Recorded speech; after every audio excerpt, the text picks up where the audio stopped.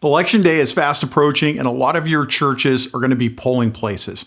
Now, on this channel, we talk about church security. We talk about current threats towards Christians and churches in general in the United States. And we always talk about how you can counter those threats and better protect yourself. Now, with election day coming, we have had a couple of incidents that should raise our concern if you're a church that hosts a polling place. Now, for this reason, we're maintaining a heightened security level. We are currently at red, which means an attack is more likely than imminent, and churches need to have enhanced security procedures to protect their congregation and their property. Now, if you are hosting a polling station, and we're going to talk about those of you that are going to go vote on November 5th and what you can do to protect yourself when you go there. Why? Because ISIS has called for all of their followers and anybody that is a Muslim to attack Christian churches and Jewish synagogues. But also, just a few weeks ago, we had a man that was arrested that was organizing active shooter attacks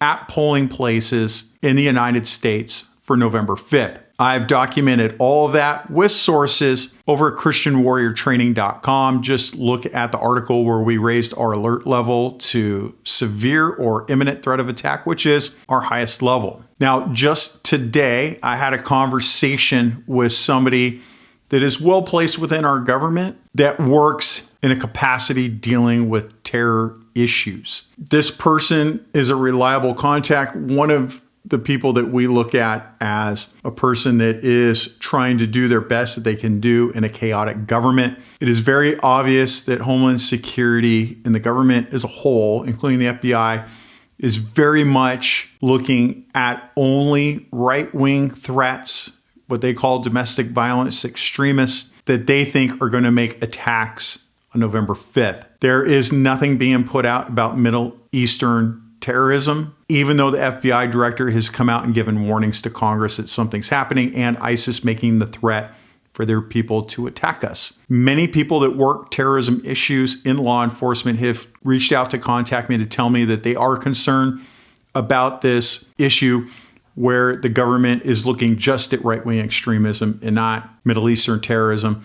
To be clear, there is a threat from both the right and the left for issues on November 5th. But it is very apparent that the current government is not doing a very good job protecting us. First, let's talk about you going to vote in general. Then we're going to talk about the churches, their threats, and what they can do. First off, as election day approaches, when you go to vote on November 5th, you want to be aware of your environment. You want to observe people's behaviors. What do they look like? Suspicious indicators that you might want to look out for include people lingering without a purpose, packages that might be left unattended and are just laying there with nobody around, anyone who appears overly tense or distressed.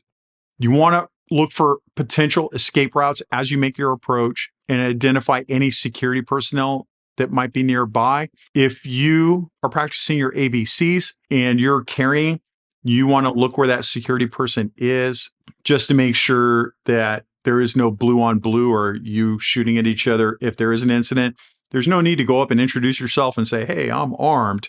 They probably don't care. It'll be very apparent if there is a terrorist attack or a domestic issue. If it pops off, it's going to be very apparent if you're in support of him. He hopefully will know that. But security guard training, I've noticed, has been very lacking. So just kind of keep a heads up there. When you're inside the polling area, you just want to maintain a calm and purposeful demeanor. You want to avoid distractions like your cell phone, the weapon of mass distraction. Your phone is going to lower your awareness and you're not going to pay attention. I know you're going to want to take a selfie while you're voting to show everybody who you voted for or that you're doing your civic duty.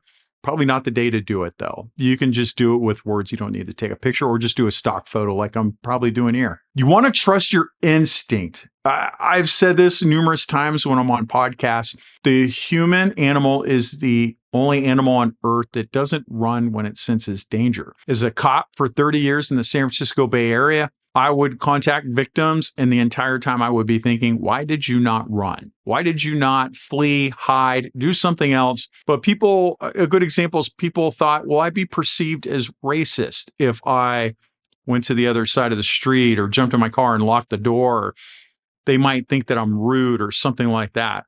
I don't care what people think of me. So look, if something feels wrong, it's going to warrant your attention. Okay. So this awareness is not only about watching for potential issues, but also knowing how to react if that situation arises. Now, look, I wrote what I think is a great article called The 7 Steps for Mastering Situational Awareness. Head over to christianwarriortraining.com.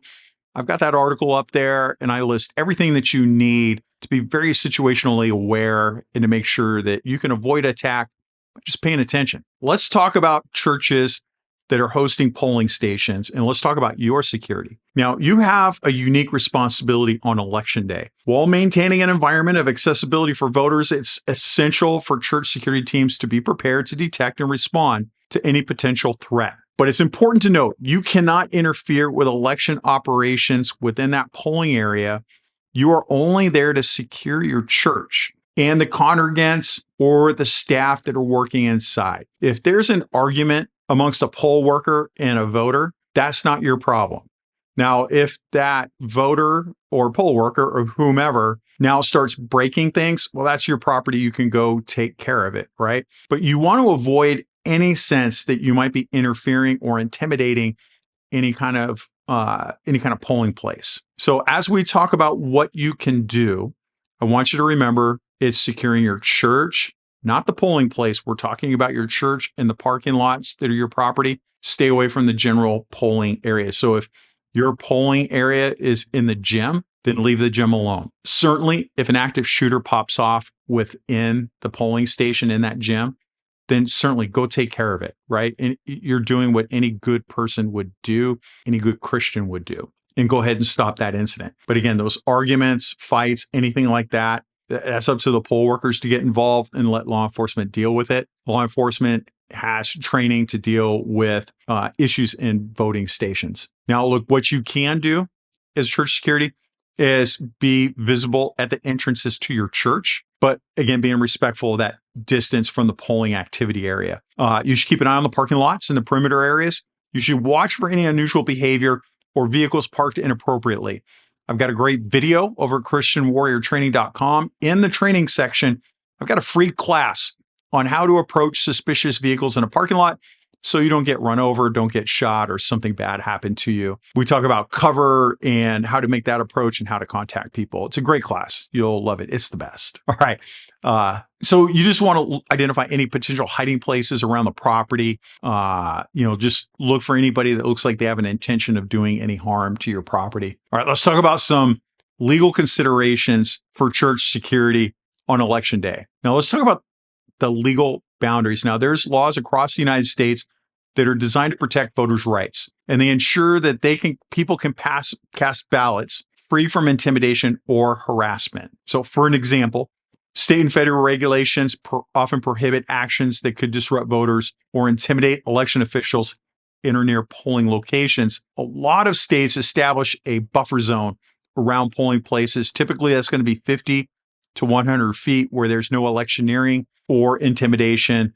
All that is strictly prohibited. Basically, it's an island of calm so that voters can go cast their ballots. If you see somebody that is trying to campaign for another candidate in violation of those election laws, that's not your problem and not your responsibility. That is law enforcement's or the polling station's problem. Now, if they're creating a problem, if they're on your church property and they are creating an issue where people might damage your church or something like that, then certainly you can go address it. But that trespass issue on election day is going to be very rough. Now, I did an article on First Amendment auditors at churches, and they are specifically targeting you. 100%, you need to go watch that video right now, or not the video, but the article. Look at the article right now. Reason being, a auditor will literally measure out 101 feet. So they're 1 foot away in a legal area and start campaigning for whatever person they want to campaign for. Usually